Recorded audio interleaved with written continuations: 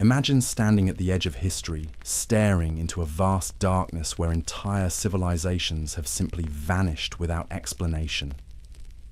Tonight, you're about to journey through time to witness something unsettling. Not the rise of empires, but their disappearance.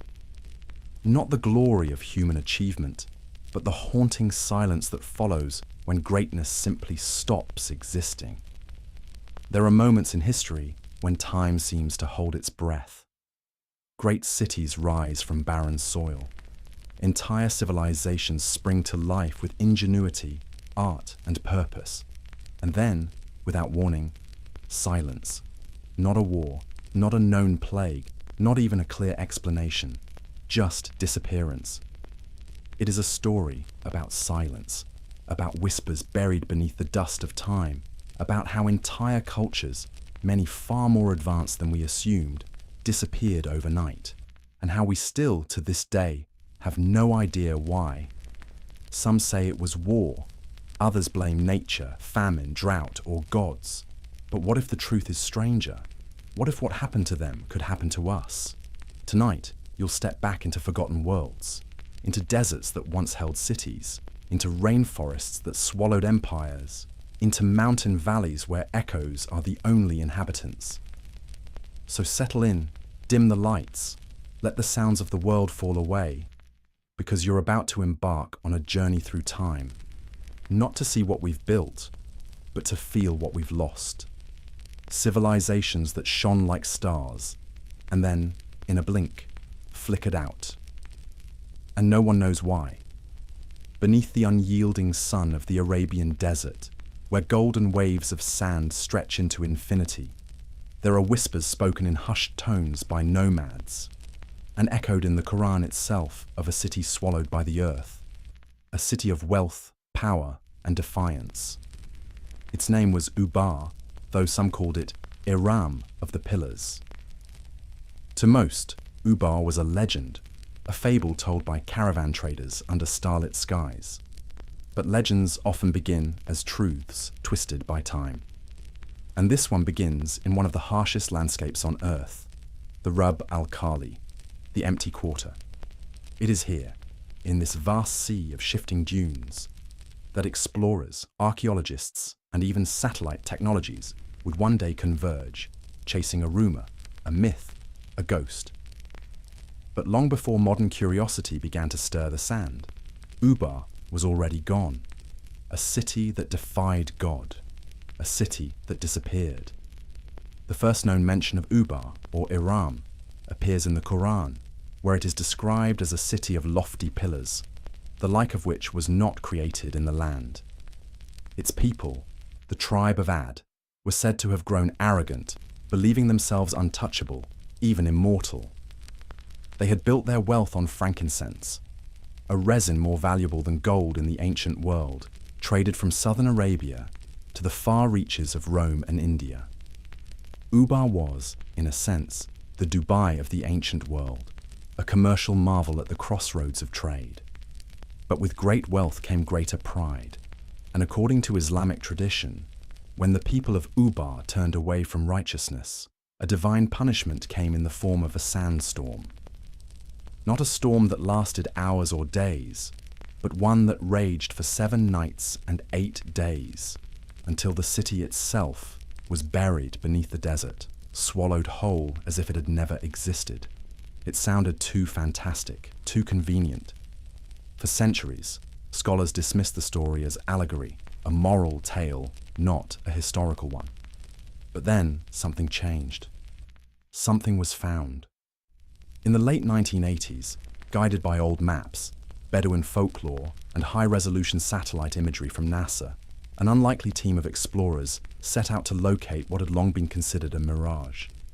Among them was Nicholas Clapp, an amateur archaeologist and documentary filmmaker whose obsession with Ubar would lead to one of the most intriguing discoveries of the 20th century.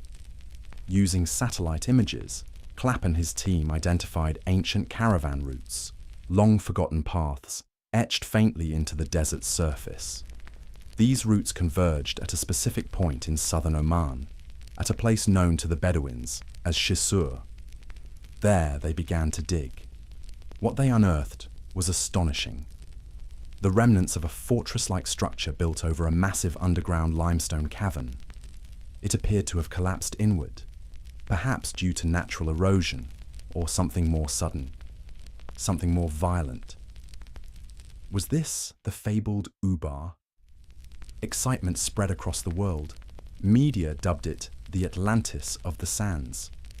But as with all great mysteries, the answers refused to come clean. Archaeologists debated its significance. Was this truly a lost city, or merely a rest stop for traders? Was it a single city, or part of a broader network of frankincense outposts? The evidence was compelling, but incomplete. Still, the excavation raised more questions than it answered, and the silence around Ubar remained unbroken. When the excavation at Chisur revealed the crumbling remnants of stone towers, broken walls, and the gaping wound of a collapsed sinkhole, it sent ripples through both the archaeological and historical communities. But beneath the dust and excitement, something more unsettling began to take shape. The site seemed wrong, too sudden, too complete in its erasure. This was no slow decay of time. It was as if the earth itself had conspired to hide the city forever. Geologists studying the site proposed a compelling explanation that the fortress had been built atop a massive underground limestone cavern. Over time, the weight of the structure, combined with the natural erosion of the limestone by groundwater, caused the surface to give way, a catastrophic collapse. The entire city, or what was once its central hub, may have simply fallen into the earth in a single violent moment. But here's where the story takes a stranger turn. Some theorists point out that the Bedouin legends of Ubar always spoke of it being swallowed, not eroded, not forgotten, but consumed, pulled downward by forces unseen. These oral histories, passed from generation to generation, describe the moment not as a gradual decline, but a divine punishment, a curse. The Quranic account aligns eerily with this. The sandstorm, it says, did not merely bury the city, it scoured it from the world. 7 nights, 8 days, silence. What if both were true? Or what if a violent sandstorm, the kind that can suffocate entire towns, coincided with the collapse of the cavern beneath Ubar? A dual assault from above and below, a perfect storm, natural, geological, perhaps divine in its timing, that obliterated the city in a matter of hours. There would be no survivors, no records, no warning, only myth. To understand why Ubar held such importance, you have to understand frankincense. Today, it might seem exotic, even outdated, a fragrant resin used in incense, but in antiquity, it was a global obsession, used in temples, rituals, and medicine. Frankincense was worth more than gold. Empires paid dearly for it, and Ubar was its heart. The city stood on one of the world's most critical trade routes, connecting the Dhofar region of modern-day Oman to markets across Mesopotamia, India, and the Roman Empire. It wasn't just a spiritual commodity, it was geopolitical power. This may be why legends of divine punishment lingered so strongly. Ubar was not just rich, it was arrogant. Some accounts claim its rulers believed they could challenge even the heavens. So when the city vanished, it wasn't just a loss of people. It was the collapse of a linchpin in the ancient world's economy. And that disappearance echoed across time. For centuries after, travelers wrote of phantom cities in the sand, of strange lights seen under the dunes at night, and of forbidden zones where compasses failed and caravans were lost. Even today, Bedouin tribes speak of cursed places where the wind whispers names no one remembers, and where footsteps are swallowed after only minutes. Modern scholars remain divided. Some argue that the ruins at Chisur do not represent a single city, but an aggregation of various trading posts that were mythologized into one. Others believe the evidence of the sinkhole and the matching geographical location leave little doubt. this was Ubar. But perhaps the truth is not so binary. Perhaps Ubar is both history and legend, flesh and ghost, a real city inflated through the passage of time into a story too powerful to fade. And perhaps that's why it haunts us, because it suggests that even the greatest cities, the richest empires, and the most powerful human achievements can vanish in a single night, with no warning, with no explanation. Just gone. In the remote stretches of the American Southwest, where the canyons cut deep into the earth, and the red cliffs seem to glow with ancient memory, there lie ruins that feel like echoes of another world. They are quiet, still, etched into the sides of cliffs and carved into the very bones of the desert. These are the remnants of the ancestral Puebloans, once known as the Anasazi, and their disappearance remains one of the most haunting mysteries in North American history. For over 1,000 years, this civilization thrived in a harsh, unforgiving landscape. They built vast stone cities with complex infrastructure, multi-story dwellings, ceremonial chambers called kivas, and agricultural systems that defied the desert's cruelty. They constructed entire towns in canyon walls, in places so inaccessible it defies logic how they lived there. Then, in the 13th century, something happened. Suddenly they were gone. They didn't leave behind armies or kings, no scrolls, no grand monuments proclaiming the end. Just empty dwellings, abandoned cities, faint footsteps in the sand, and silence. To understand the scale of this mystery, we must begin in Chaco Canyon, what some archaeologists now call the cultural and spiritual heart of the ancestral Puebloan world. Hidden within the high desert of New Mexico, Chaco was no ordinary settlement. It was a marvel, constructed over centuries, beginning around 850 CE. Chaco Canyon housed great houses, massive multi-room structures of precisely cut sandstone laid in courses, with wooden beams brought from forests dozens of miles away. The largest of these, Pueblo Bonito, contained over 600 rooms and rose 4 stories tall. A city carved by hand, with no beasts of burden or wheeled transport to aid the builders. These were not merely homes, they were ceremonial, communal, and astronomical centers. Many of Chaco's buildings align with the solstices and lunar cycles, evidence of a deep knowledge of the cosmos. Roads, straight as arrows, radiated from the canyon into the desert for miles, carved through rock and terrain with inexplicable precision. They didn't always lead to other villages. Some went nowhere. Dead straight paths, as if designed for gods, not men. And for hundreds of years, Chaco flourished. Then it didn't. By the late 1100s, construction slowed, the roads fell silent, the people began to leave. By the 1200s, they were gone. Not just from Chaco, but from the entire region. Thousands of people vanished. Further north, in the shadow of the Colorado Mountains, the mystery deepens. At Mesa Verde, the ancestral Puebloans had constructed breathtaking cities within the cliffs themselves. Elaborate stone dwellings, tucked under overhanging rock ledges, protected from the elements and invisible from the canyon floor. These were not emergency shelters or temporary homes. They were carefully engineered, complex structures. Cliff Palace, the largest, housed around 100 people and contained more than 150 rooms and 20 kivas.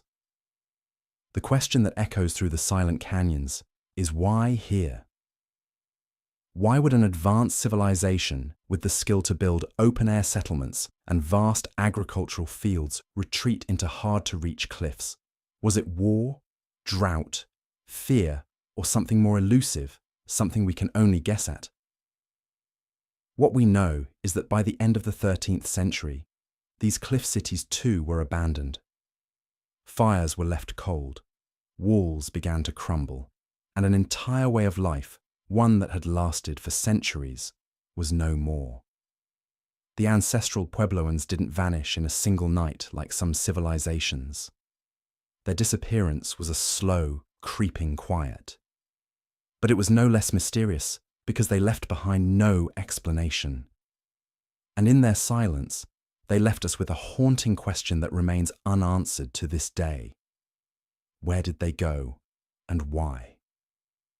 In the vast silence of the desert, the stones speak more clearly than any written word ever could. But their language is incomplete, and so we turn to theories, to the cold calculus of science and archaeology, to try to decipher what caused the ancestral Puebloans to vanish from the lands they had shaped so beautifully. And yet, as we explore these theories, we're left with something unexpected, more questions than answers. One of the most widely accepted explanations among scholars is climate. Tree ring data from the American Southwest, used in a process called dendrochronology, suggests that a severe, prolonged drought gripped the region beginning in the late 1100s and extending into the 1200s. Rainfall plummeted, crops failed. The once fragile balance between man and nature tipped into disaster. Imagine the desperation.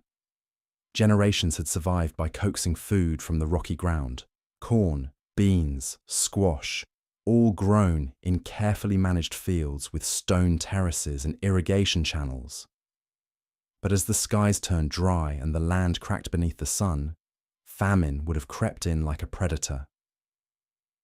Water sources dried up, storage rooms emptied. A civilization that had endured for centuries suddenly found itself starving in its own home. And so they moved, or so the theory goes. But here's the catch. Drought alone doesn't explain everything, because drought wasn't new to this region. The ancestral Puebloans had weathered periods of dryness before. Their architecture, social structures, and agricultural techniques were designed with resilience in mind. So why did this drought break them? Another layer to the mystery may lie not in the heavens, but in the hearts of the people themselves. Evidence suggests that during this same period, there was an increase in fortified dwellings, often placed in difficult-to-access areas like cliff faces or isolated mesa. Archaeologists have also found signs of violence, mass graves with indications of trauma, burned buildings, and hurriedly abandoned homes. Could this point to civil war, raiding from outside tribes, a societal breakdown triggered by resource scarcity? If food was running out, if crops failed and rivers dried, communities might have turned on one another, small bands of survivors retreating into fortified cliff dwellings, trying to protect what little they had left from desperate neighbors. And if conflict had consumed the region, if fear and hunger ruled the day, then perhaps the great cities were not merely abandoned but fled in terror. Still, even this theory falls short, because the ancestral Puebloans didn't just disappear from one place. They left a massive region all at once. It wasn't just Chaco, it was Mesa Verde, Kayenta, Aztec, Bandelier. Hundreds of miles of civilization emptied within a few generations. And there is no evidence of mass migration in any single direction. No new great cities, no clear records from neighboring cultures saying, this is where they went. Just disappearance. Among modern Pueblo tribes, descendants of the ancestral Puebloans, there are oral traditions, stories passed from mouth to ear over hundreds of years. Some speak of a great shift, not of destruction, but of transformation. One story suggests that their ancestors left the old cities behind not because of war or famine, but because the spirit of the place had changed, that Chaco and its counterparts had grown too heavy with ceremony, hierarchy, or imbalance. In this view, the people didn't vanish. They chose to leave. A great spiritual migration, a turning away from old structures, old powers, and old gods in search of balance.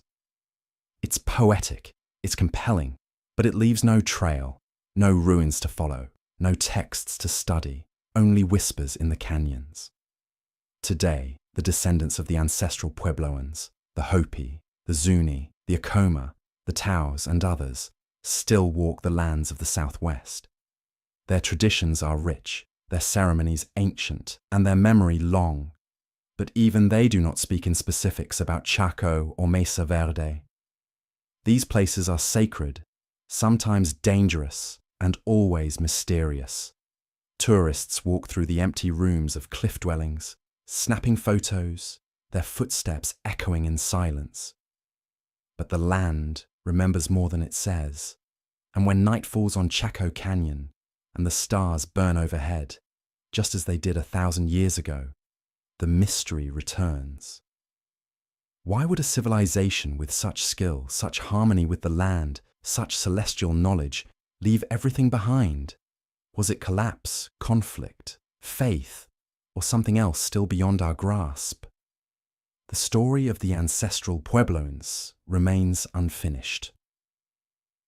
A ghost story written in stone. And in the deep silence of the canyons, we are left to listen, not for answers, but for understanding, and perhaps for warning. Because even the greatest civilizations can vanish, not with a scream, but with a whisper. These are the mysteries that haunt us. Civilizations that once commanded the world, that built wonders we can barely comprehend today, that left behind monuments to their greatness, only to vanish without explanation. Their silence echoes across the centuries, a reminder that even at the height of human achievement, we remain fragile, vulnerable to forces we cannot control or even understand. But these stories are not just about the past.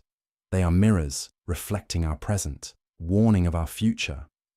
Because if drought could end the Indus Valley, if climate change could empty Chaco Canyon, if the earth itself could swallow Ubar, then what does that say about us?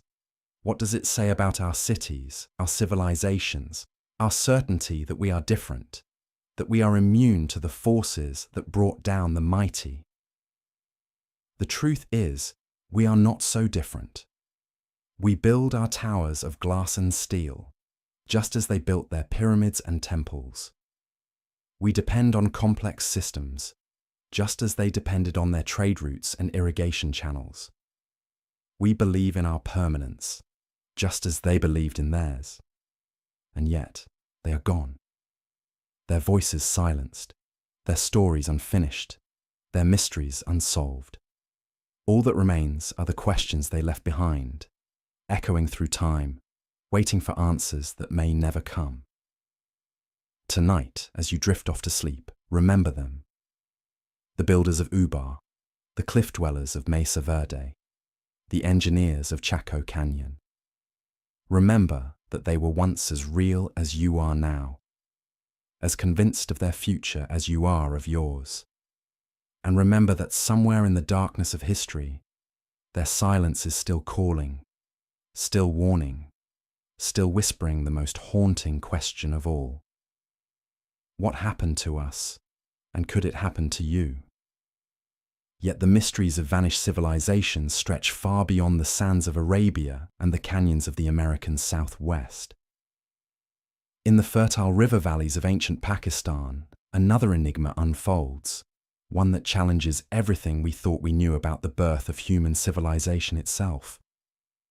Here, along the banks of the Indus River, archaeologists have uncovered the remnants of cities so advanced, so meticulously planned, that they seem to have sprung from the imagination of a modern urban planner rather than the minds of people who lived over 4,000 years ago. The Indus Valley Civilization, also known as the Harappan Civilization, was a marvel of engineering and social organization. Picture cities laid out in perfect grids, with streets running at precise right angles, sophisticated drainage systems that would impress today's engineers, and standardized weights and measures that speak to a level of coordination unprecedented in the ancient world. At its peak, this civilization stretched across an area larger than ancient Egypt and Mesopotamia combined, encompassing over 1 million square kilometers of territory.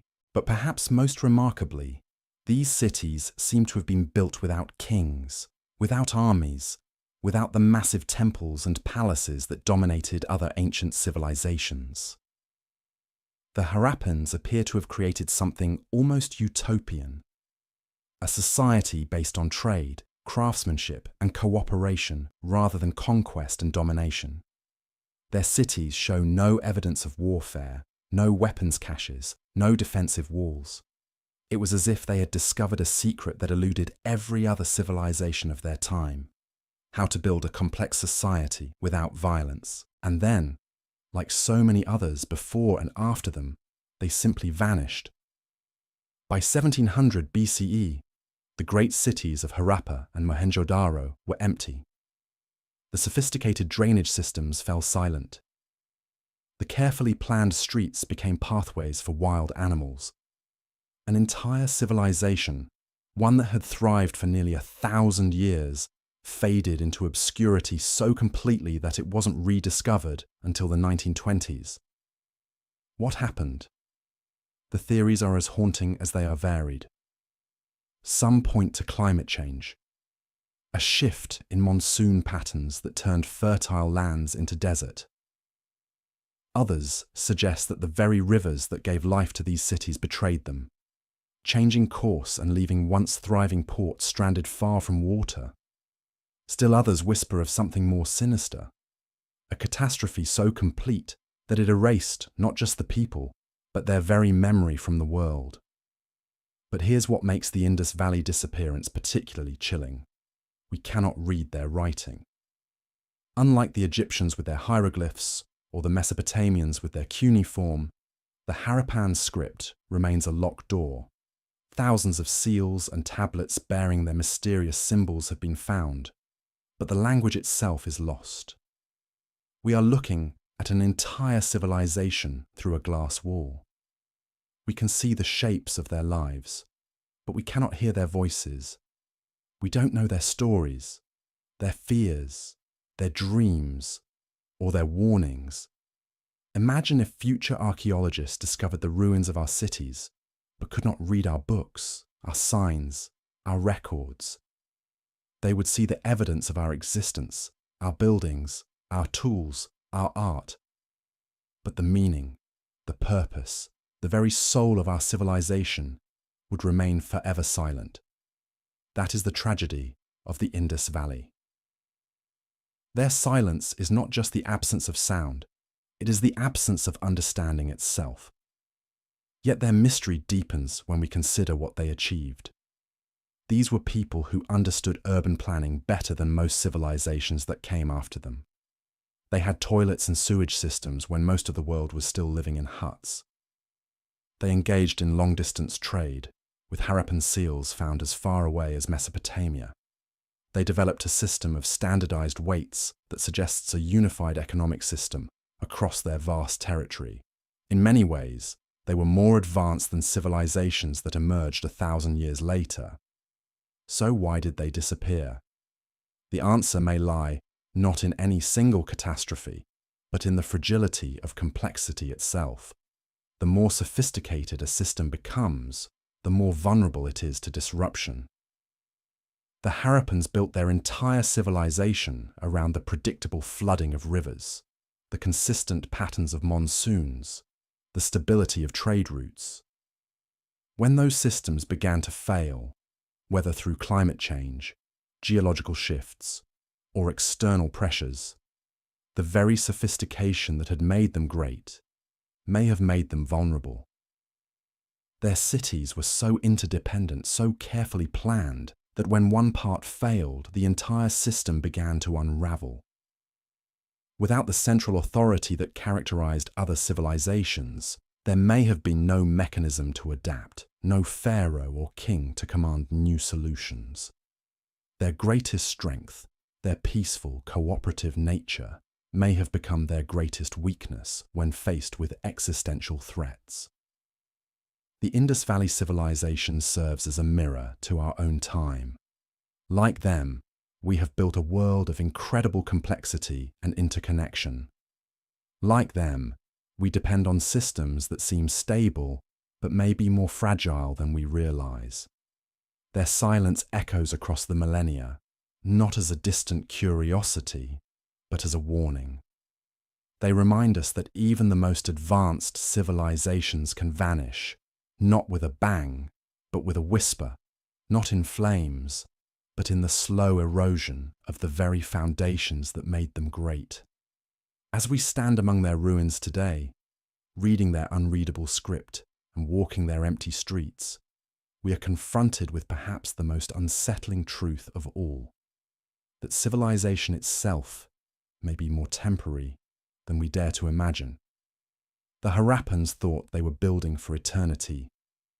They created structures designed to last, systems built for permanence. Yet they are gone, remembered only in the shadows of their achievements and the silence of their unread words. In the end, the Indus Valley civilization disappears not just from history, but into it, becoming part of the great tapestry of human mystery. They join the ranks of the lost, the forgotten, the civilizations that remind us that our own achievements, no matter how grand, may one day be nothing more than puzzles for future archaeologists to ponder. Their legacy is not just in what they built, but in what they lost, and in the haunting question they pose to every civilization that follows. What if greatness is not permanent, but merely temporary? What if we too are walking toward our own mysterious silence? The phantom civilizations, when memory vanishes without warning, in the silence between yesterday and tomorrow, where echoes of forgotten voices still linger, lies one of history's most chilling phenomena. Not the fall of empires through war or conquest, but their complete erasure from memory itself. Tonight we step into the shadows of civilizations that didn't just collapse. They vanished so thoroughly that even their names were swallowed by time. Picture walking through a vast library where entire sections have been deliberately burned, leaving only whispered fragments and scattered clues. This is what confronts us when we examine the phantom civilizations, those cultures that achieved remarkable heights, only to disappear so completely that we struggle to understand not just how they fell, but who they truly were. The mystery deepens when we realize that some of history's greatest vanishing acts weren't random catastrophes. They were systematic erasures, orchestrated by forces that understood the ultimate power isn't just to defeat an enemy, but to ensure they never existed at all. To steal not just their present, but their past and future. To transform a living civilization into a ghost story. Consider the Sea Peoples, that confederation of maritime raiders who swept across the Bronze Age Mediterranean around 1200 BCE. Egyptian records speak of them in fearful whispers, describing fleets that appeared from nowhere to shatter established empires. The Hittites, the Mycenaeans, the cities of the Levant, all fell before these mysterious invaders. Yet when the smoke cleared, the Sea Peoples themselves had vanished as completely as morning mist. No homeland, no records, no clear descendants. They destroyed the old world and then dissolved into myth. But perhaps the most unsettling disappearances are those that happened in plain sight. The Etruscans of ancient Italy built the foundations upon which Rome would rise. Their language filled the streets. Their rituals shaped early Roman religion. Their kings ruled from the Seven Hills. Yet within centuries, they had been so thoroughly absorbed that their very existence became a scholarly curiosity. Rome didn't just conquer them, it digested them, leaving behind only tomb paintings and indecipherable inscriptions, like messages in a bottle from a world that no longer existed. The pattern repeats across continents and centuries. In the Americas, the Olmec created the first great Mesoamerican civilization, carving colossal heads that still gaze silently from jungle clearings. Their innovations in astronomy, mathematics, and writing laid the groundwork for the Maya and Aztec empires. Yet by the time those later civilizations flourished, the Olmec were already ancient history, their true name lost, their stories reduced to fragments, What makes these disappearances so haunting is their completeness. These weren't small tribes or isolated settlements. These were sophisticated cultures with complex social structures, advanced technologies, and vast trade networks. They had writing systems, monumental architecture, and established religions. They were the kind of civilizations that should leave indelible marks on history. Yet they vanished with a thoroughness that suggests something more than natural decline. The evidence points to a disturbing truth. Sometimes civilizations don't just fall, they are actively forgotten. Their monuments are buried, their records destroyed, their names struck from the chronicles of their successors. It's cultural murder on a grand scale, the deliberate erasure of entire peoples from the story of humanity. The methods vary, but the result is always the same. Sometimes it's conquest, followed by systematic destruction of cultural artifacts. Sometimes it's gradual assimilation that slowly dissolves distinct identities. Sometimes it's the simple passage of time combined with the winner's privilege to write history. But in each case, what emerges is a civilization that existed, thrived, and then was methodically erased from collective memory. This erasure creates what archaeologists call dark ages, periods where the historical record seems mysteriously thin, not because nothing happened, but because someone decided that what happened shouldn't be remembered. The European Dark Ages, the Bronze Age collapse, the mysterious gap in Mayan chronology, these aren't natural phenomena, they're symptoms of deliberate amnesia. The technology of forgetting is as old as civilization itself. Destroy the libraries, scatter the priests, forbid the language, rewrite the myths. Within a generation or two, a proud culture becomes a whispered legend. Within a century, it becomes a blank space in the historical record. The people may survive, but their identity, their achievements, their very existence as a distinct civilization is erased. What's particularly chilling is how easily this can happen.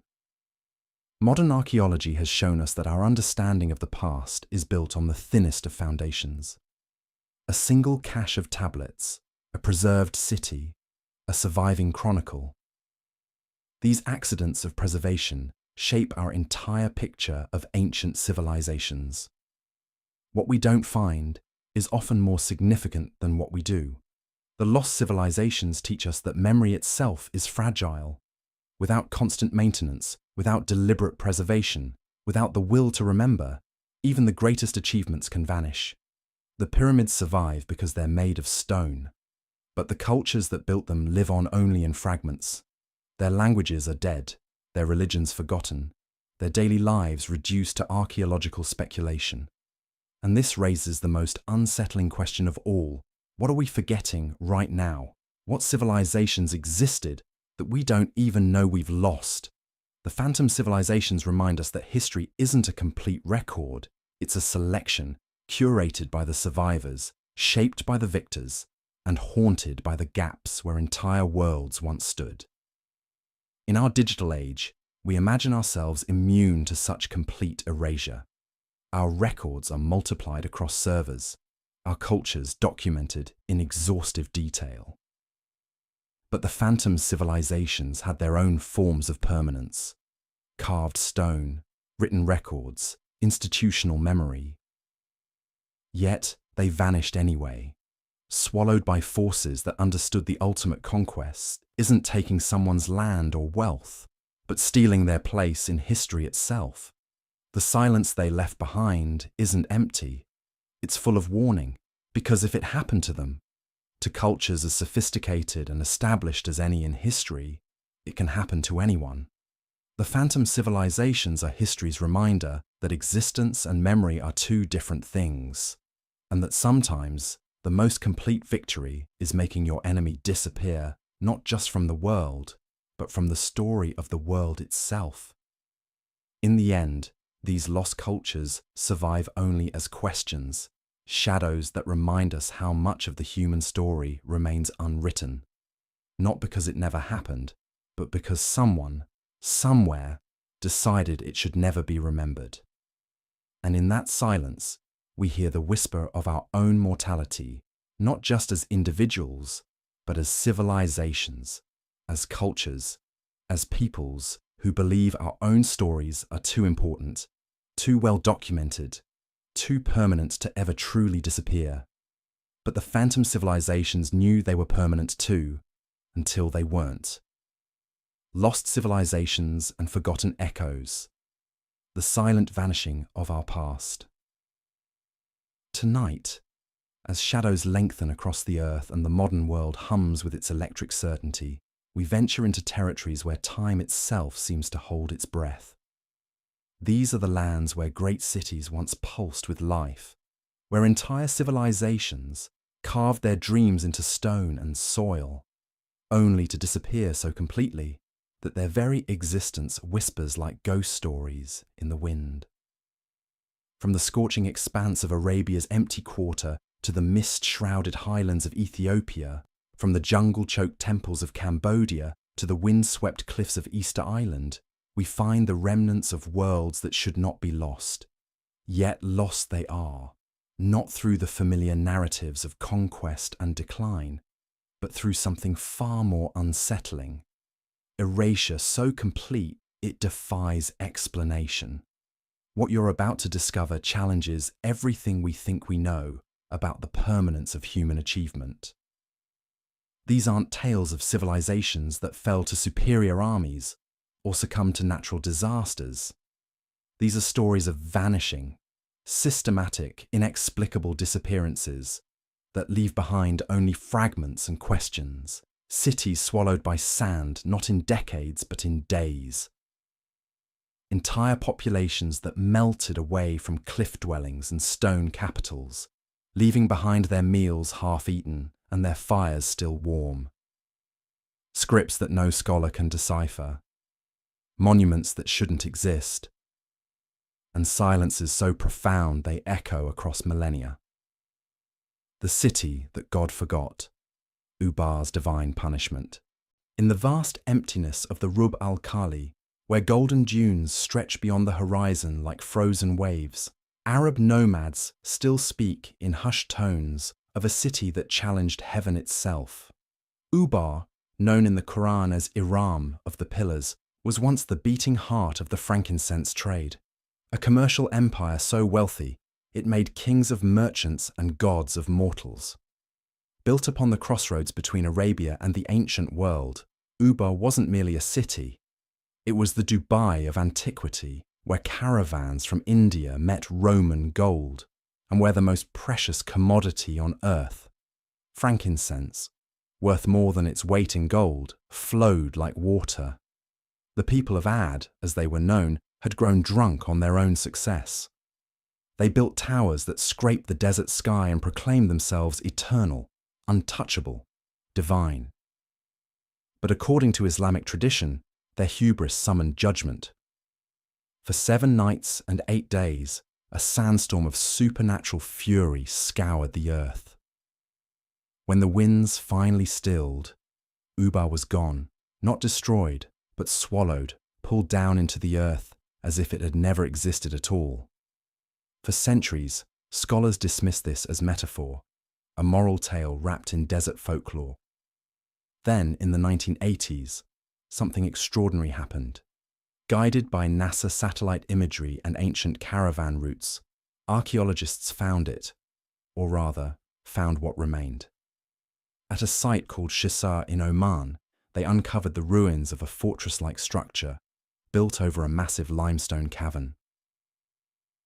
The evidence suggested a catastrophic collapse.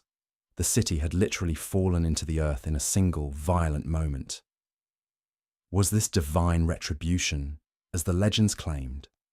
Or was it geology, the weight of ambition finally exceeding the strength of the foundation beneath? Perhaps both explanations touch the same truth, that even the mightiest civilizations rest on foundations more fragile than their builders dare imagine. The silence of the canyons, where the ancestral Puebloans vanished. In the red rock country of the American Southwest, carved into cliff faces that seem to touch the sky itself, lie the ruins of a civilization that mastered one of Earth's most unforgiving landscapes. For over 1,000 years, the ancestral Puebloans, once called the Anasazi, built cities that defy modern understanding. Multi-story apartment complexes hewn from living rock, astronomical observatories aligned with celestial precision, and agricultural systems that coaxed abundance from stone and sand. Their crown jewel was Chaco Canyon, a ceremonial complex in New Mexico that served as the spiritual and administrative heart of a civilization spanning hundreds of miles. Here stood Pueblo Bonito, a massive structure containing over 600 rooms and rising 4 stories tall, built entirely by hand, without wheels or beasts of burden, using stones precisely cut and wooden beams hauled from forests dozens of miles away. But Chaco was more than architecture. It was a cosmic machine. Its buildings aligned with solstices and lunar cycles, and from it radiated perfectly straight roads that stretched for miles into the desert, some leading to distant settlements, others leading nowhere at all, as if built for travelers not of this world. Then, in the 13th century, something changed. Construction slowed, the roads fell silent, the people began to leave, not just Chaco, but the entire Four Corners region. Thousands upon thousands of souls simply melted away, abandoning cities, cliff dwellings, and sacred sites to the wind and rain. What drove them from lands their ancestors had shaped for a millennium? Climate data suggests severe drought gripped the region, but the ancestral Puebloans had weathered droughts before. Archaeological evidence points to increasing violence and social unrest, with fortified settlements and burned buildings telling tales of a society fragmenting under pressure. Some researchers propose that religious or philosophical shifts prompted a great migration, that the people didn't vanish but transformed, choosing to leave behind the weight of their ancient sites in search of spiritual balance. Their descendants among modern Pueblo tribes speak of this time in whispers, honoring the memory while maintaining that some knowledge is too sacred to share. The cliff dwellings remain, empty windows staring out over canyons, where the wind carries no answers, only echoes of a question that haunts the desert. When a civilization chooses to disappear, what does that say about the weight of staying? The Indus Valley Enigma, the civilization without ego. In the fertile plains of what is now Pakistan and northwest India, along the banks of rivers that have since changed course or vanished entirely, archaeologists have uncovered perhaps the most sophisticated ancient civilization the world has ever known. The Harappan or Indus Valley civilization built cities that would impress modern urban planners. Perfectly gridded streets, advanced drainage systems, standardized weights and measures, and homes equipped with private wells and bathrooms. What makes this civilization truly extraordinary is not what it achieved, but what it chose not to achieve. Unlike Egypt with its pharaohs' tombs, or Mesopotamia with its ziggurats dedicated to god-kings, the Indus Valley cities show no evidence of palaces, massive temples, or royal monuments. No statues of rulers, no inscriptions proclaiming conquests, no artistic celebrations of power. It's as if an entire civilization operated on principles of collective humility. A society that valued community over individual glorification.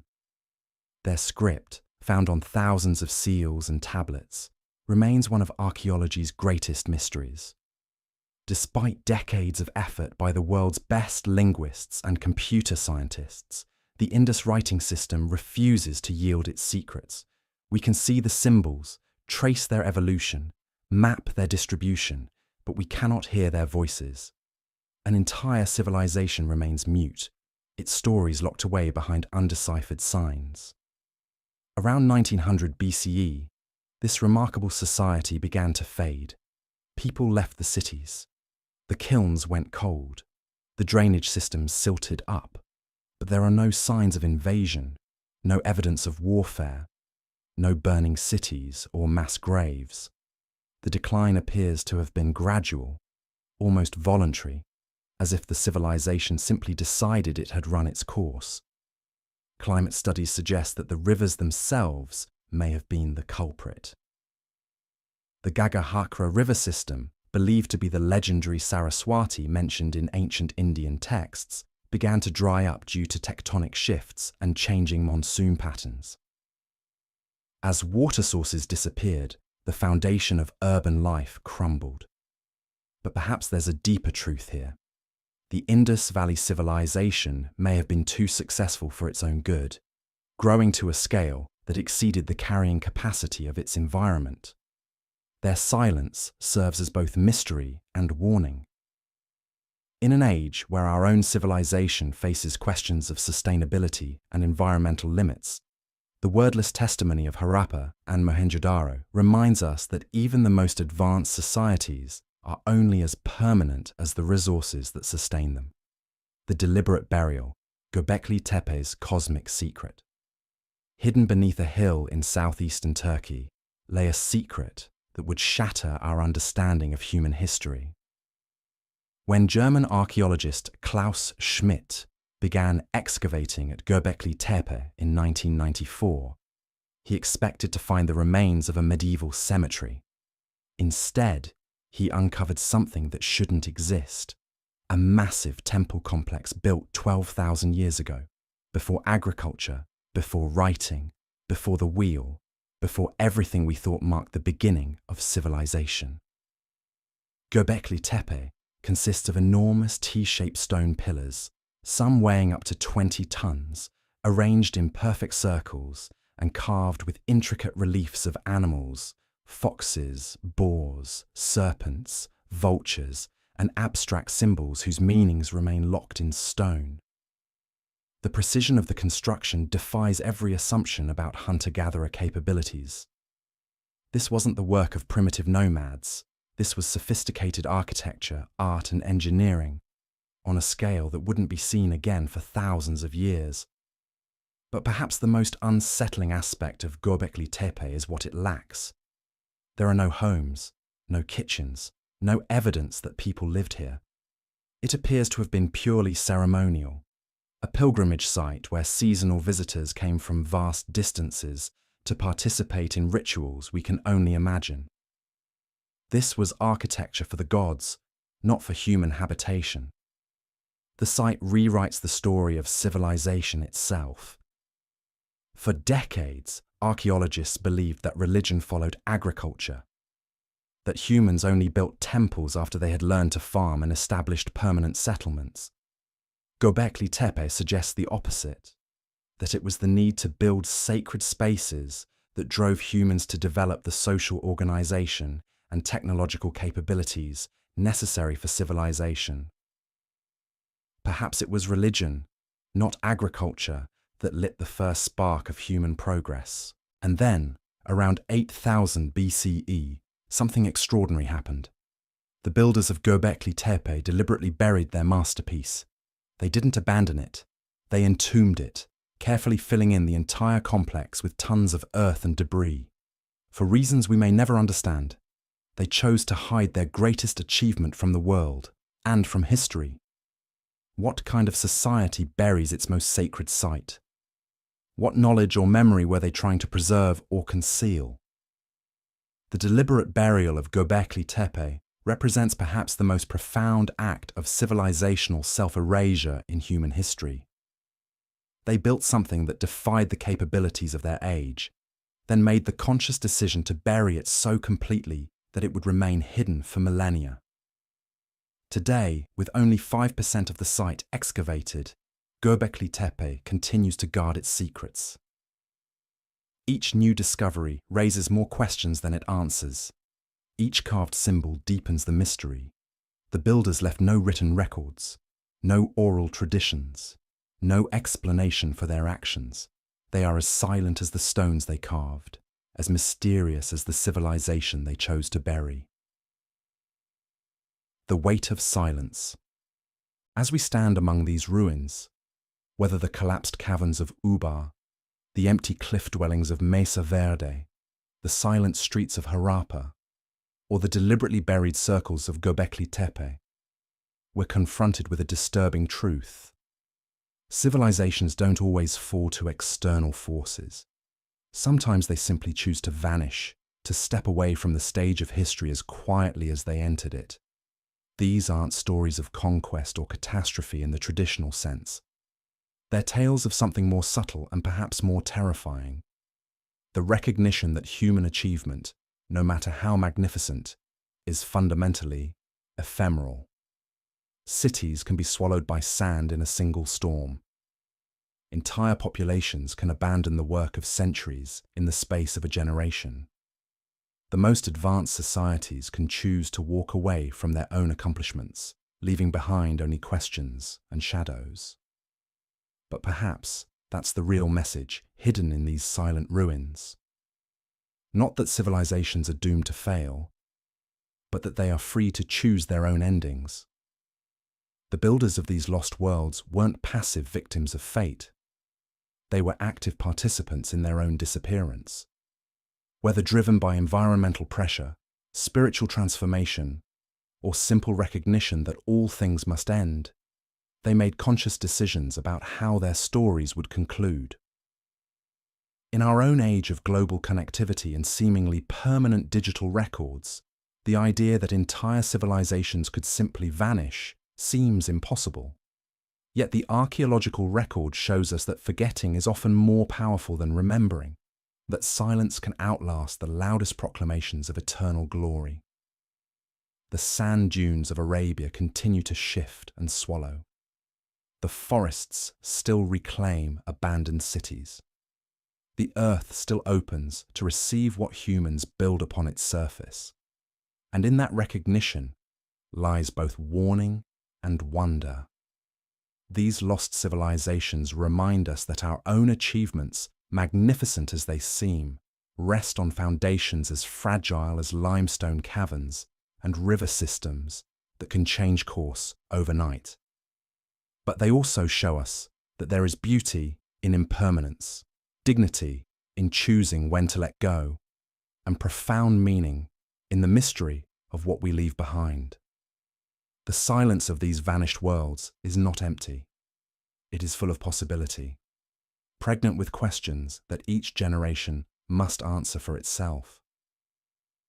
What will future archaeologists make of our own ruins? What stories will they tell about the civilization that once connected the entire world through invisible networks, that reach for the stars while forgetting how to listen to the earth? Perhaps the greatest lesson of these lost civilizations is not about their endings, but about their courage to begin, and their wisdom to know when the story was complete. In their silence, they speak volumes about the eternal human dance between creation and dissolution, between the urge to build something permanent, and the recognition that permanence itself may be the greatest illusion of all. Tonight, as you drift towards sleep, remember the empty cities and silent stones. Remember that every civilization, no matter how mighty, is just one more story waiting to be told, or waiting perhaps to choose its own ending. The silence that follows collapse is often more haunting than the collapse itself. You've journeyed through the whispers of vanished empires, the echoes of buried cities, the shadows of civilizations that once commanded the world. But there's something else lurking in these stories, something that connects them all like an invisible thread woven through time. It's not just what disappeared that should unsettle you, it's what was deliberately hidden, what was intentionally erased, what was meant to be forgotten forever. Tonight we delve into the darkest chapter of civilizational mystery, the places where absence isn't accidental but orchestrated, where silence wasn't the byproduct of catastrophe but the goal. These are the stories of civilizations that didn't just vanish, they were vanished, erased so thoroughly that even their existence becomes questionable. And the hands that wielded the eraser, they're still among us, still writing history, still deciding what you're allowed to remember. Deep beneath the sands of Egypt, in chambers that archaeologists swear don't exist, lie tablets that tell a different story of human origins. Not the gradual march from hunter-gatherer to farmer to city builder that fills your textbooks, but something else. Something that suggests we've been here before. Advance beyond what we're told is possible, and then nothing. A reset so complete that entire technological epochs were wiped from memory. The ancient Egyptians themselves spoke of the Zep Tepi the first time, when gods walked among men, and knowledge flowed like the Nile in flood. But these weren't metaphors or myths. They were memories, encoded in stone, hidden in hieroglyphs that mainstream archaeology refuses to translate properly. Because what they reveal challenges everything. The precision of the pyramids, the impossible weight of the megalithic blocks, the astronomical alignments that require knowledge we supposedly didn't possess for thousands of years afterward. These weren't primitive achievements. They were remnants. But here's what chills the blood. The evidence suggests these weren't just one civilization that fell. They were multiple resets, cycles of rise and erasure, as if something or someone periodically decides that humanity has advanced too far, knows too much, remembers too clearly, and then the slate is wiped clean. Look at the Younger Dryas period, that mysterious 1,000-year return to Ice Age conditions that began exactly when human civilization was starting to flourish.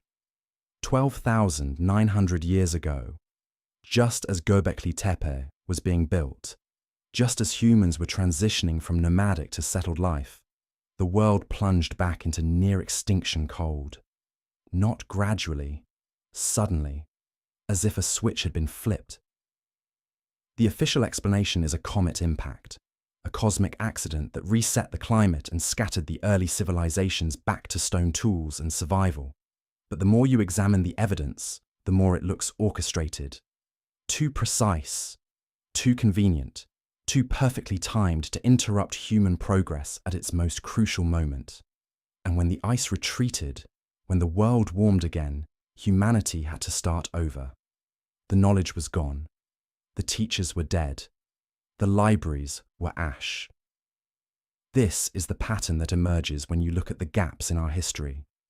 Not random collapses, but systematic resets.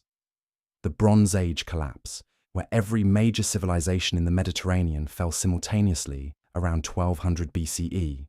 The Dark Ages, where European knowledge vanished for 1,000 years. The burning of the Library of Alexandria, not once, but repeatedly, until the accumulated wisdom of the ancient world was reduced to smoke and ashes. But who benefits from forgetting?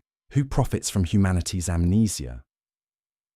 The answer lies in the institutions that survive every collapse, that emerge from every dark age stronger than before, clutching the fragments of forbidden knowledge like weapons.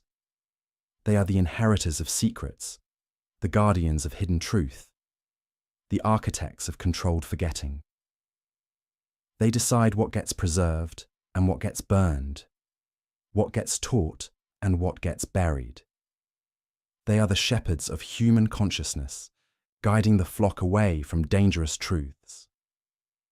In the Vatican's secret archives, in the sealed chambers beneath modern cities, in private collections that will never see public light, the real history waits. Not the sanitized version you learned in school, but the uncomfortable truth that we are not the first advanced civilization on this planet, that we are not evolution's proudest achievement, but its latest experiment, and that experiment has been terminated before. The evidence is everywhere if you know how to look. Megalithic structures that predate known civilization by thousands of years, tool marks that suggest technology we supposedly haven't invented yet, genetic bottlenecks that show humanity being reduced to mere thousands of survivors multiple times in our supposed evolutionary journey. These aren't anomalies, they're scars, the marks left by previous resets. And now, as we stand on the brink of another technological revolution, as artificial intelligence and genetic engineering and quantum computing push us toward capabilities that might threaten someone's carefully maintained order, the question becomes urgent. Are we approaching another reset? Are the signs already visible? The polarization of society, the breakdown of shared truth, the systematic dismantling of educational institutions, the rise of authoritarian movements that promise simple answers to complex questions. Because the greatest civilizations don't fall to barbarians at the gates. They fall to the barbarians within, to the erosion of knowledge, the abandonment of critical thinking, the willing surrender of intellectual freedom in exchange for comfort and certainty. They fall when people stop asking dangerous questions and start accepting convenient lies. The lost civilizations we've explored tonight didn't just vanish into time. They were consumed by forces that saw knowledge as threat, progress as heresy, human potential as something to be managed rather than unleashed. And those forces didn't disappear with the civilizations they destroyed. They evolved, they adapted, they learned to hide in plain sight. They became the institutions we trust, the authorities we obey, the experts we defer to. They became the writers of history, the guardians of truth, the definers of reality itself. And their greatest achievement isn't what they've built. It's what they've made us forget. So as you drift off to sleep tonight, surrounded by the comfortable certainty of your modern world, remember this. Every great civilization believed they were permanent. Every advanced society thought they were immune to the darkness that had claimed their predecessors. Every empire convinced itself that their knowledge was too valuable, their progress too important, their achievements too magnificent to ever be lost. And yet here we are, stumbling through the ruins of their confidence, trying to piece together the fragments of their forgotten glory, wondering how something so great could simply disappear. The answer is simple and terrible. It didn't disappear. It was disappeared.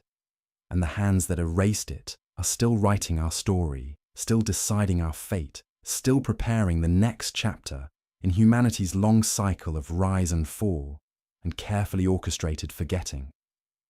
The only question is whether you'll remember this warning when the reset comes for us.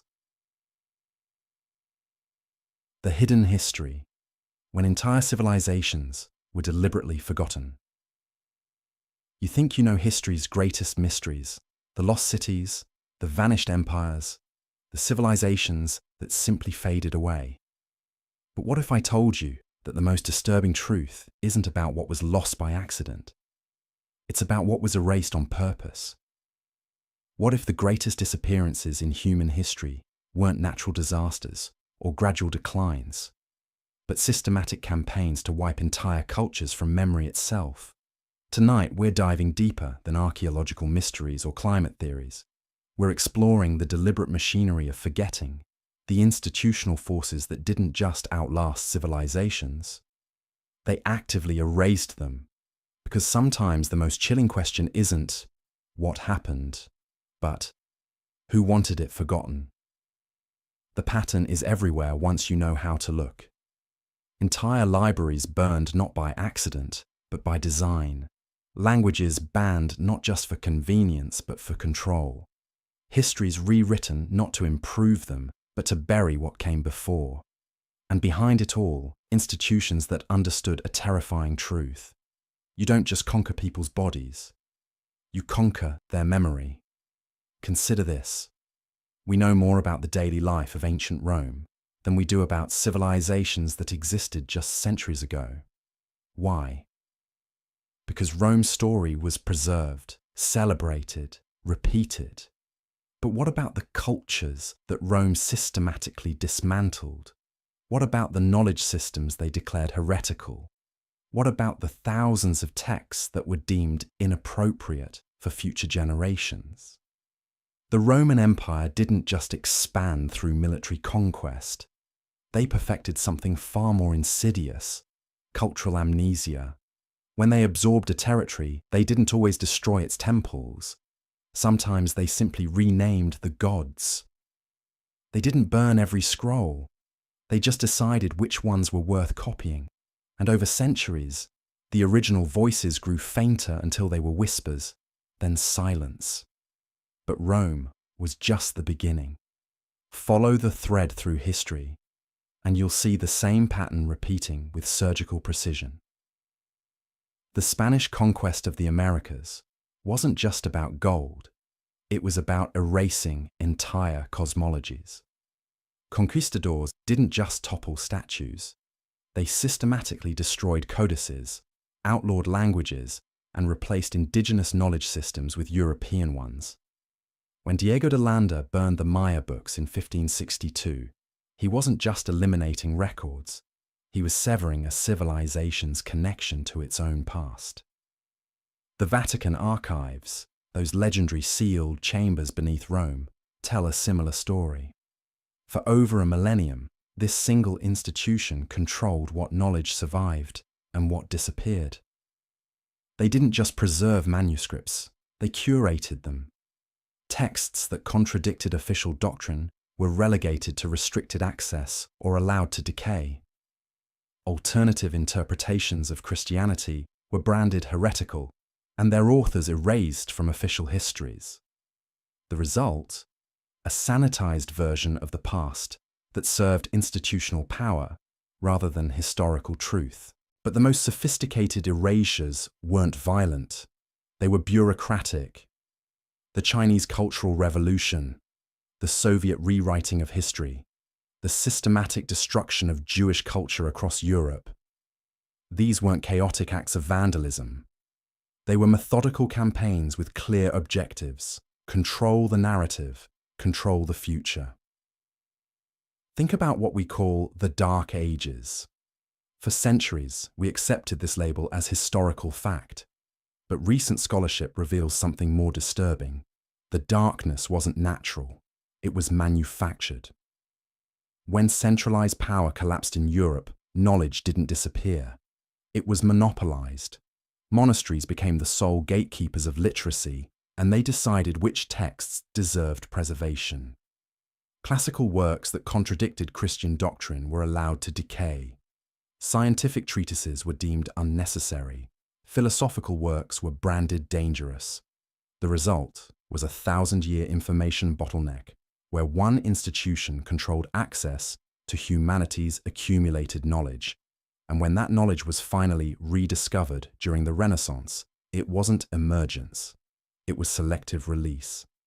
The same hands that had hidden the texts now magnanimously revealed them, positioning themselves as the guardians of learning rather than its censors. This pattern extends beyond European history. In Africa, colonial powers didn't just exploit resources, they systematically dismantled indigenous knowledge systems. Oral traditions were dismissed as primitive. Traditional medicine was banned as witchcraft. Educational systems that had functioned for millennia were replaced with European models that served colonial interests. And when independence came, much of that indigenous knowledge had been severed from its cultural roots, leaving newly formed nations disconnected from their own intellectual heritage. The most chilling aspect of systematic forgetting is how it compounds over time. When you lose one generation of knowledge keepers, you can still recover. When you lose 2 or 3, gaps appear. But when the erasure continues for centuries, something more permanent happens. The very categories of thought change. People forget not just specific facts, but entire ways of understanding the world. Consider how many indigenous cultures had sophisticated astronomical knowledge, mathematical systems, and ecological understanding that we're only now beginning to appreciate. But because these knowledge systems didn't fit European categories of science, they were dismissed and eventually lost. We're left trying to reverse engineer wisdom traditions from fragments, like archaeologists of the mind. The digital age hasn't solved this problem, it's amplified it. Information may be more abundant than ever, but attention has become the scarce resource. And whoever controls the algorithms that determine what surfaces in search results, what trends on social media, what gets recommended by AI systems, effectively controls what gets remembered and what gets forgotten. We're witnessing the emergence of algorithmic amnesia, not the dramatic book burnings of the past, but the subtle manipulation of information flows. Controversial histories get buried in search results. Alternative perspectives get demonetized. Inconvenient research gets shadow banned. The tools are different, but the outcome is the same. Certain narratives dominate while others fade into digital obscurity. But here's what's most disturbing about systematic forgetting. It's not just about controlling the past. It's about limiting the future. When you narrow the range of historical precedents people can access, you narrow their sense of what's possible. When you erase examples of alternative social organizations, people lose the ability to imagine different ways of living. When you control the stories people tell about where they came from, you influence where they believe they can go. The institutions that perfected these techniques understood something profound. Civilizations aren't just built on resources or technology. They're built on stories. And whoever controls the stories controls everything else. That's why the most successful empires weren't just military powers. They were narrative machines that could rewrite history to justify their dominance. Today, as we grapple with questions about truth, authority, and who gets to determine official history, these patterns are more relevant than ever. We live in an age where information is simultaneously more abundant and more curated than ever before. The tools of systematic forgetting have evolved, but the impulse remains the same. Those in power want to control not just what people do, but what they remember. So the next time you encounter a lost civilization or a mysterious historical gap, ask yourself, was this really lost, or was it hidden? Was this civilization really primitive, or were their achievements simply incompatible with the narrative that later powers wanted to tell? And most importantly, what else might be missing from the story we've been taught to call history? Because the greatest mystery isn't what disappeared from the past. It's what's being disappeared right now, in real time, as we watch. The machinery of forgetting never stopped running. It just learned to be more subtle. Part 7. The Great Vanishing. The silence spreads like shadow across the earth, reaching into places where memory itself begins to fracture. We have traced the pathways of erasure through lost cities and forgotten empires, through archives sealed in darkness and histories rewritten by those who claimed the right to speak for eternity. But now we arrive at something more profound, more chilling in its completeness. Now we confront the civilizations that didn't just fall. They were made to disappear so thoroughly that even their names became whispers. Their achievements transformed into myths. Their very existence questioned by those who came after. This is the story of the Great Vanishing, where entire ways of life were not merely conquered, but systematically erased, where knowledge was not simply hidden, but actively destroyed, where peoples were not just defeated, but made to forget themselves. Here, in the deepest chambers of historical amnesia, we find the machinery of forgetting operating at its most ruthless efficiency. Consider the Cathars of southern France, a people whose crime was believing that the material world was corrupt, that true spirituality lay beyond the reach of earthly institutions. For 3 centuries, they built a civilization of learning and tolerance in the sun-drenched valleys of Languedoc.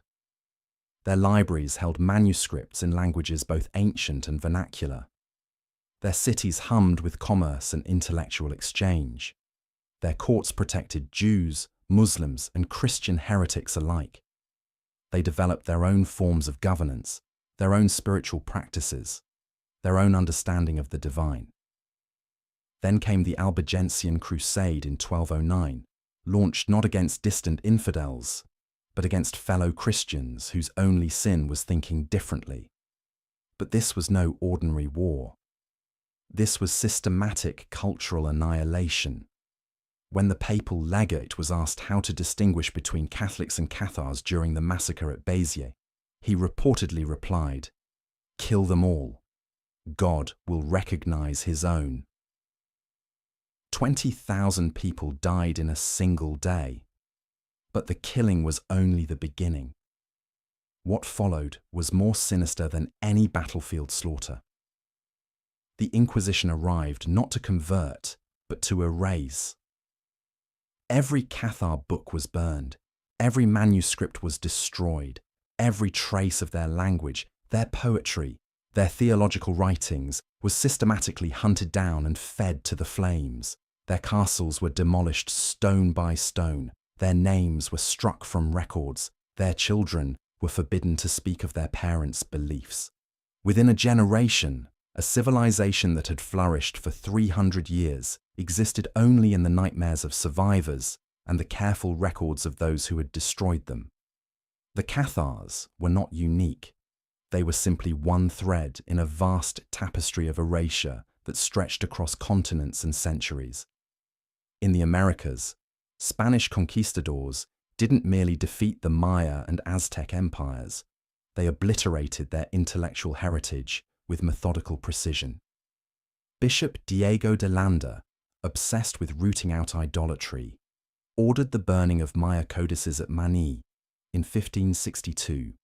Thousands of books containing astronomical calculations, historical records, medical knowledge, and literary works turned to ash in a single afternoon.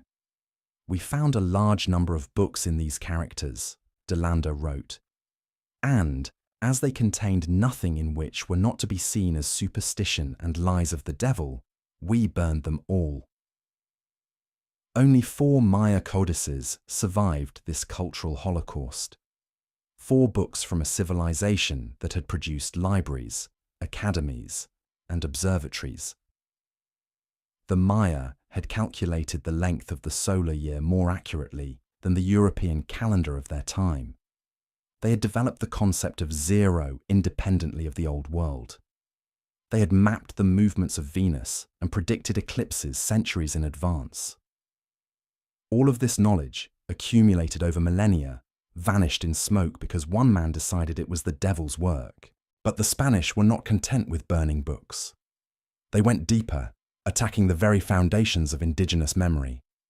Native children were separated from their families and raised in mission schools where they were forbidden to speak their own languages, practice their own customs, or remember their own histories. The goal was not just conversion, but complete cultural replacement. As one missionary wrote, "It is necessary to destroy the Indians in order to save them." This pattern repeated across the globe wherever European powers encountered civilizations they deemed inferior or threatening. In India, the British systematically dismantled indigenous education systems that had flourished for centuries. The traditional Gurukula schools, where students learned Sanskrit, mathematics, astronomy, and philosophy, were declared obsolete and defunded. Ancient libraries were abandoned or destroyed. Manuscripts mouldered in neglect. An entire intellectual tradition that had produced the concepts of zero and infinity, had calculated the circumference of the earth, and had developed sophisticated philosophical systems, was allowed to crumble in favor of a colonial education designed to produce clerks and administrators. The British also pioneered something more subtle, but equally devastating: the rewriting of history itself. Through their control of archaeological surveys and historical societies, they crafted narratives that portrayed Indian civilization as stagnant and decadent, desperately in need of Western enlightenment. They argued that any achievements of ancient India must have been the result of Aryan invasions from the northwest, Proto-Europeans who had brought civilization to the dark-skinned masses. The irony was profound.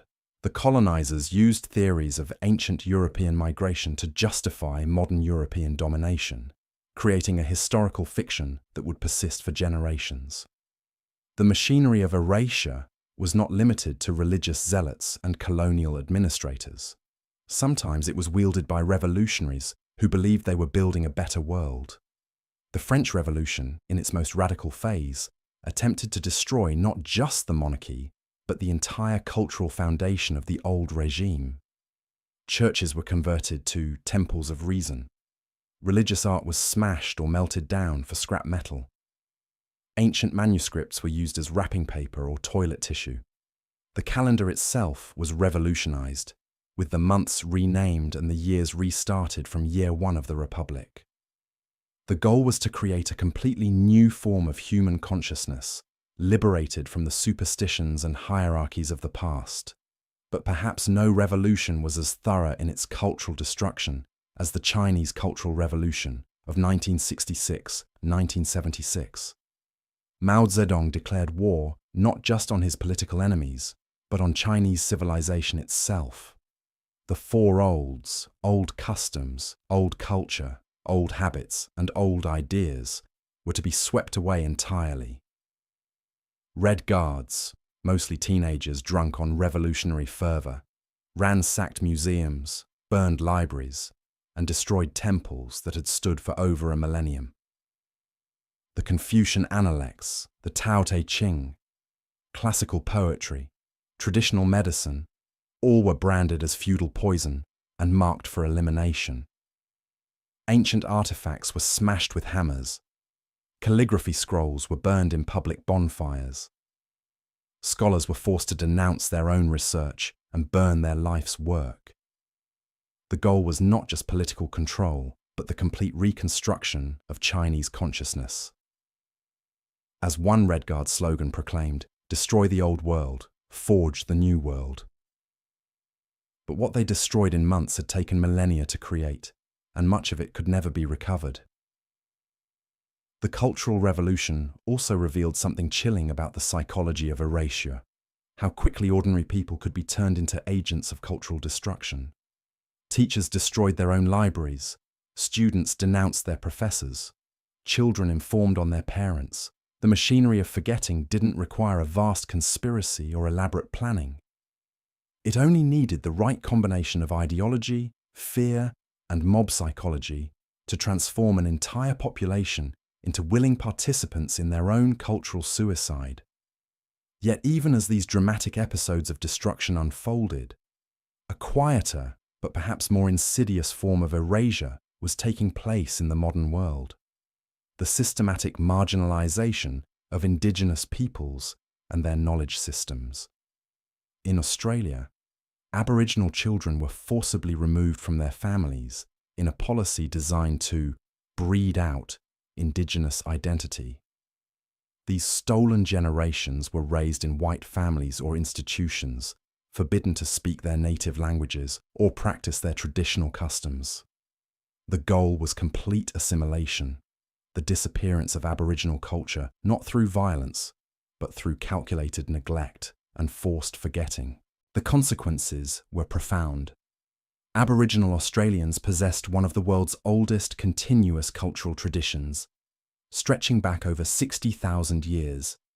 Their oral histories contain detailed knowledge of astronomy, ecology, and geography.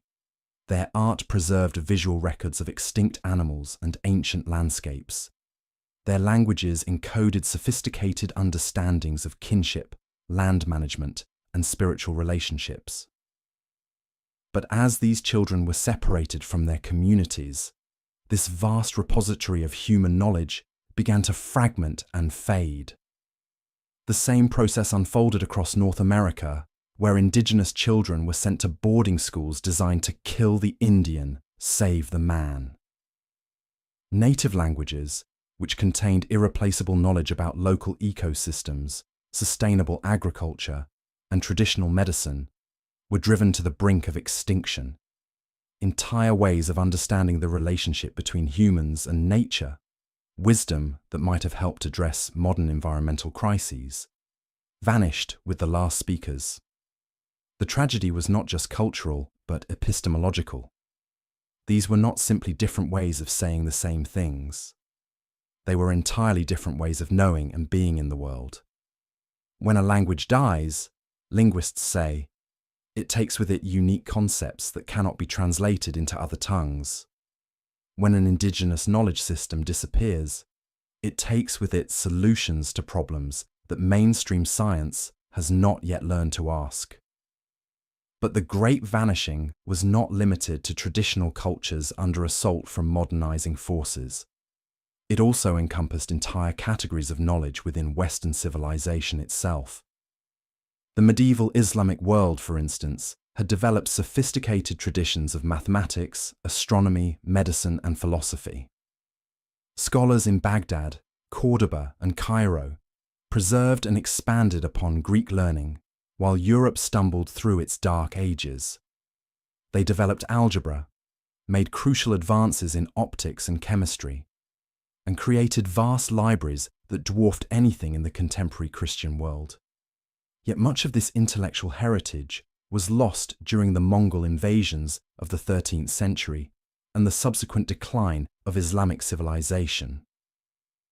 When the Mongols sacked Baghdad in 1258, they threw so many books into the Tigris River that the water reportedly ran black with ink for days.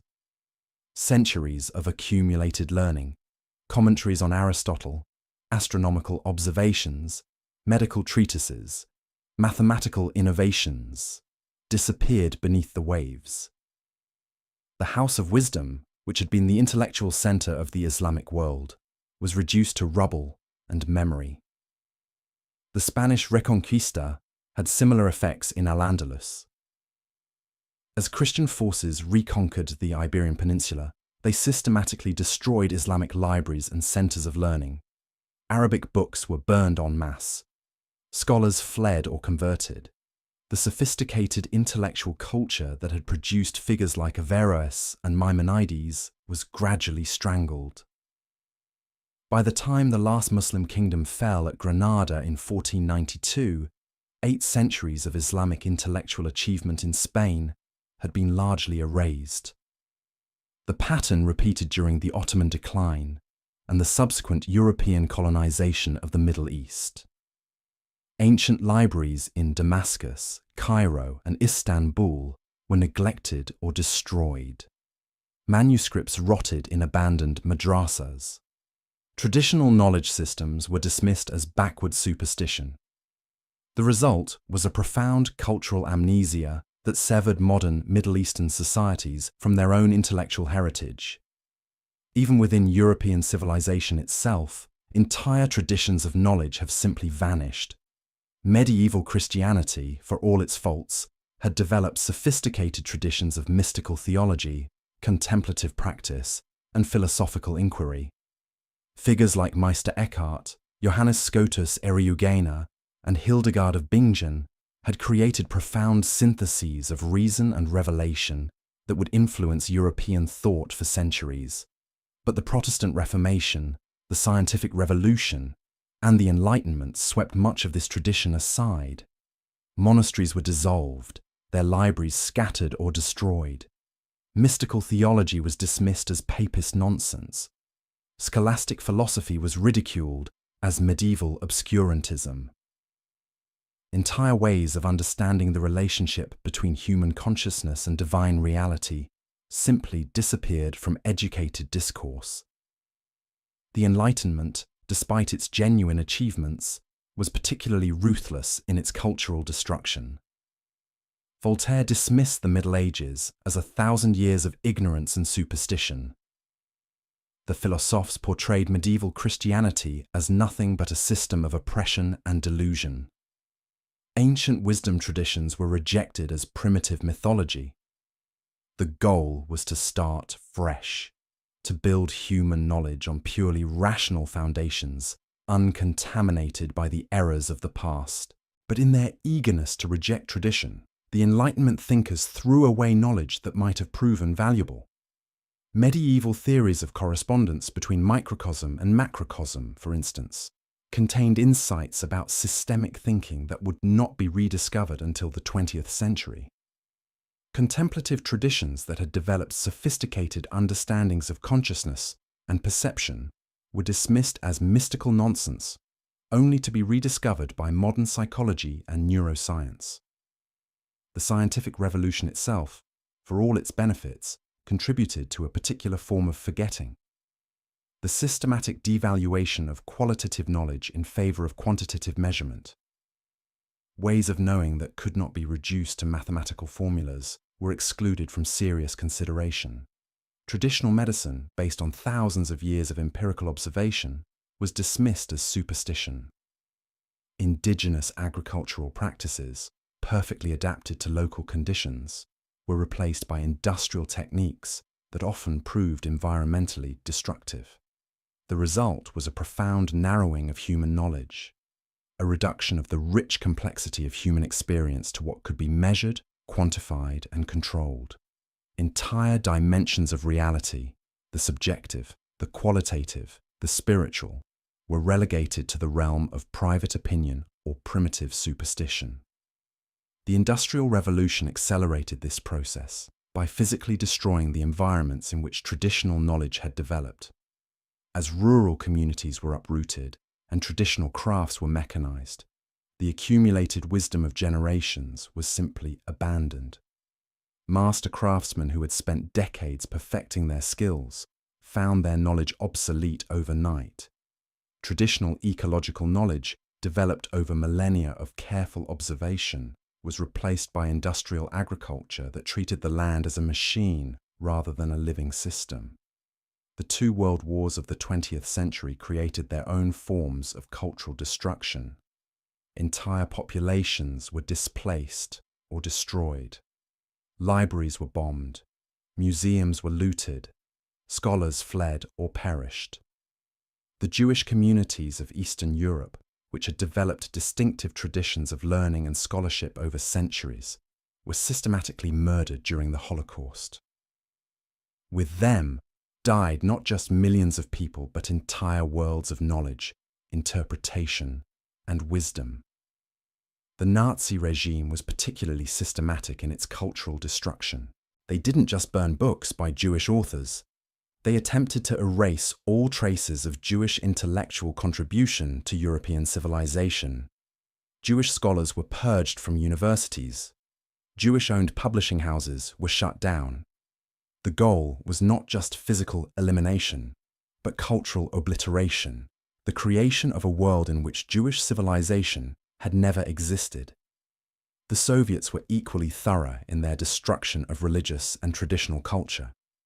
Orthodox churches were dynamited, icons were burned, priests were executed or sent to gulags. Traditional folk cultures were suppressed in favor of official Soviet ideology. The goal was the creation of a new Soviet man, completely liberated from the superstitions and loyalties of the past. But perhaps the most profound form of erasure in the modern world has been the gradual displacement of human memory by technological systems. As information became digitized and externalized, humans lost the capacity for the deep memorization that had characterized traditional cultures. Epic poems that had been passed down orally for generations were replaced by written texts. Traditional songs and stories were recorded and archived, but the living tradition of performance and oral transmission began to die. The shift from oral to written culture, and then from written to digital culture, represented more than just changes in information storage. Each transition involved a fundamental alteration in human consciousness itself. Oral cultures developed sophisticated techniques for organizing and preserving knowledge in memory. They created epic narratives, elaborate genealogies, and complex ritual systems that encoded vast amounts of information in memorable forms. But as these techniques became unnecessary, they were gradually abandoned. Modern humans, surrounded by external memory systems, lost the capacity for the kind of deep, embodied knowledge that had characterized traditional cultures. We gained access to vastly more information, but we lost the ability to internalize and integrate knowledge in the profound way that our ancestors had done. The digital revolution has accelerated this process. As more information moves online, it becomes increasingly ephemeral and context-free. Websites disappear, files become corrupted, links break. The apparent permanence of digital storage masks a profound fragility. Information that exists only in digital form is constantly vulnerable to technical failure, corporate decisions, or political manipulation. Moreover, digital information tends to be decontextualized and fragmented. Traditional knowledge systems were embedded in rich cultural contexts that gave them meaning and significance. A traditional story was not just information, but a vehicle for transmitting values, worldviews, and practical wisdom. A traditional craft was not just a technique, but a way of being in the world, a form of embodied knowledge that connected the practitioner to community, environment, and cosmos. But digital information tends to strip away these contexts, reducing complex cultural knowledge to discrete data points. The result is a kind of cultural amnesia in which we have access to more information than ever before, but less wisdom about how to live meaningfully in the world. This process of digitization has also created new forms of vulnerability, as more of human knowledge becomes dependent on digital systems. It becomes subject to new forms of erasure. Cyber attacks can destroy vast databases in seconds. Corporate decisions can make entire archives inaccessible overnight. Political censorship can disappear information with a few keystrokes. The centralization of digital information in the hands of a few large corporations has created particularly acute vulnerabilities. When Google, Facebook, or Amazon make decisions about what information to preserve or promote, they are essentially shaping human memory on a global scale. Their algorithms determine what information most people will encounter, what perspectives will be amplified, and what voices will be silenced. This represents a new form of the ancient machinery of forgetting, updated for the digital age. Instead of burning books or destroying libraries, contemporary forces of erasure work through manipulation of information flows, algorithmic bias, and the gradual displacement of human memory by artificial systems.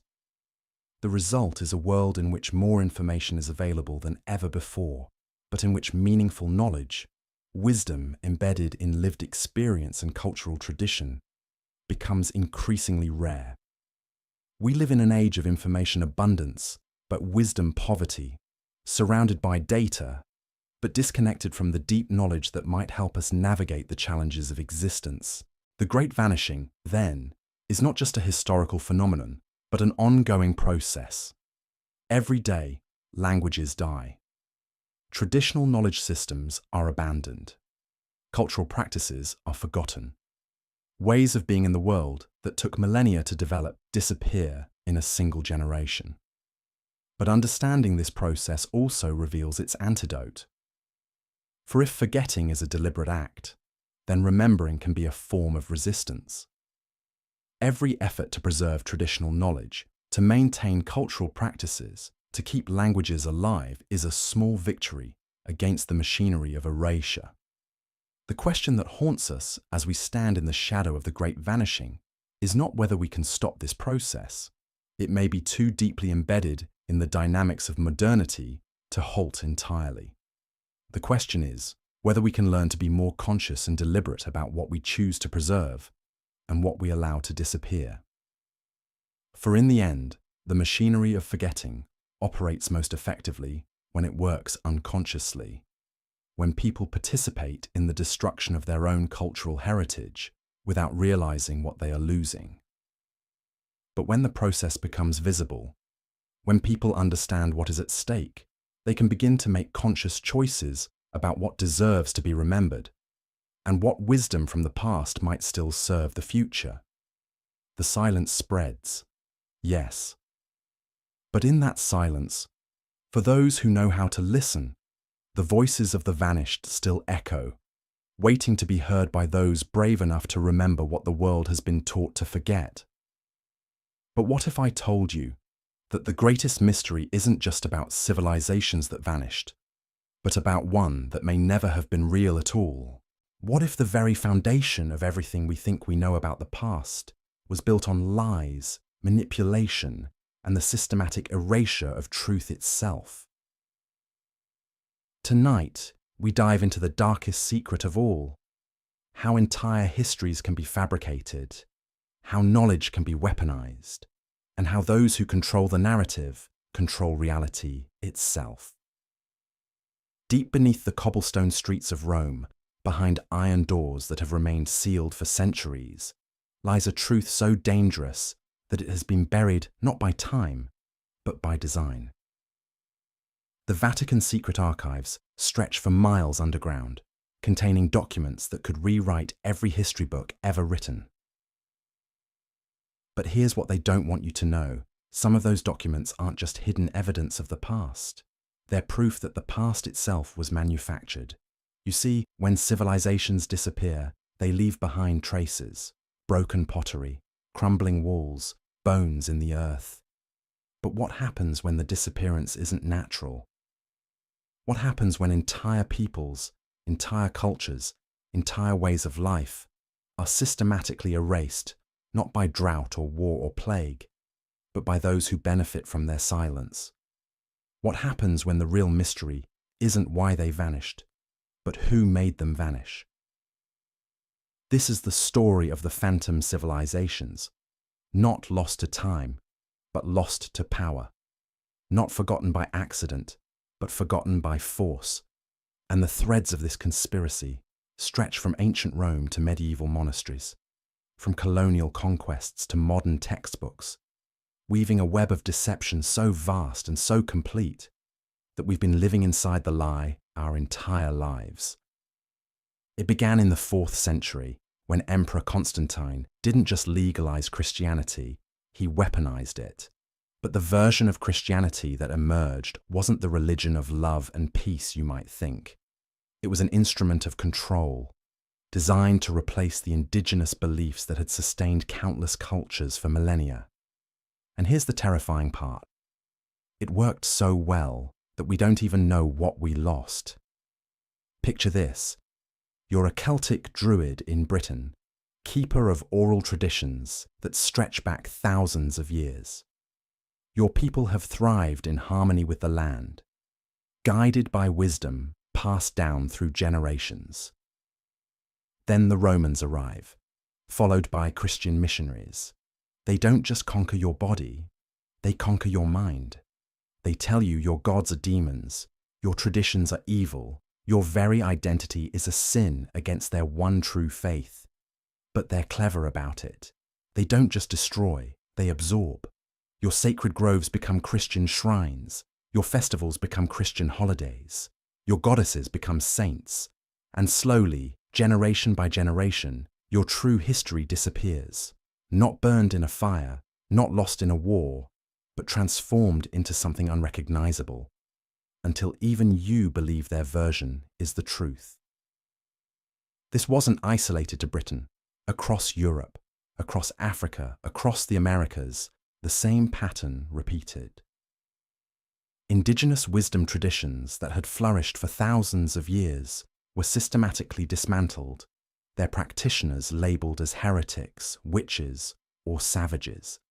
Their libraries were burned, their teachers silenced, their children stolen and re-educated in the new faith. And here's where it gets truly sinister.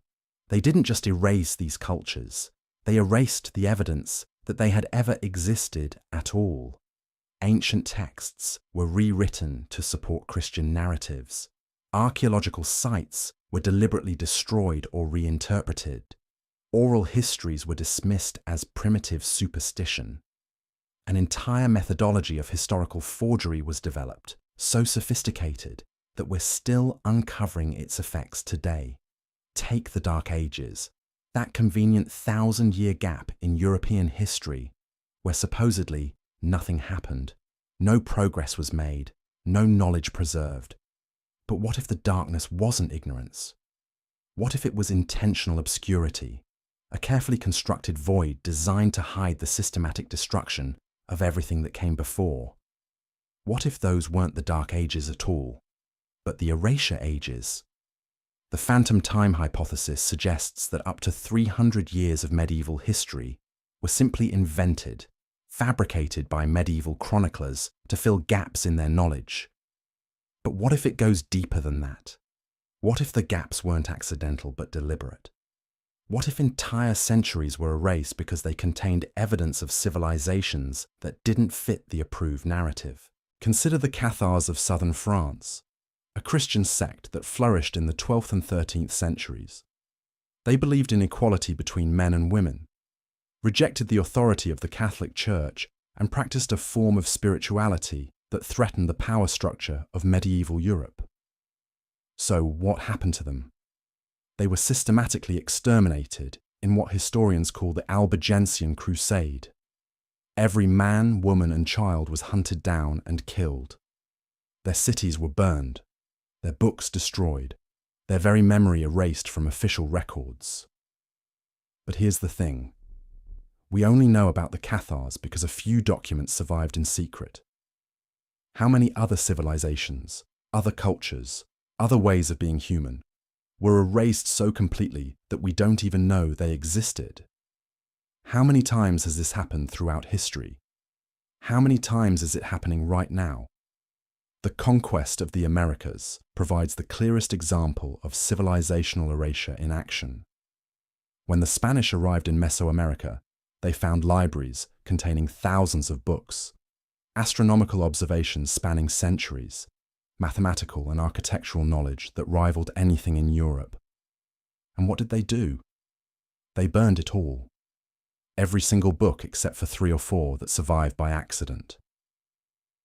Bishop Diego de Landa, the man responsible for destroying the Maya libraries, later wrote, "We found a large number of books in these characters, and as they contained nothing in which were not to be seen as superstition and lies of the devil, we burned them all, which they regretted to an amazing degree, and which caused them much affliction." Think about that for a moment. An entire civilization's accumulated knowledge, their history, their science, their poetry, their dreams, reduced to ash because one man decided it was inconvenient to his world view. And this wasn't unique to the Americas. It happened everywhere European powers expanded. In Africa, in Asia, in the Pacific, countless libraries burned, countless traditions broken, countless voices silenced forever. But the erasure didn't stop with conquest. It continued through colonization, through education, through the systematic indoctrination of entire populations into believing that their own cultures were primitive, backward, worthless. Children were stolen from their families and forced into boarding schools where they were beaten for speaking their native languages, practicing their traditions, even remembering their real names. This is how civilizations truly disappear. Not through natural disaster or gradual decline, but through deliberate, systematic, methodical destruction carried out by those who profit from their absence.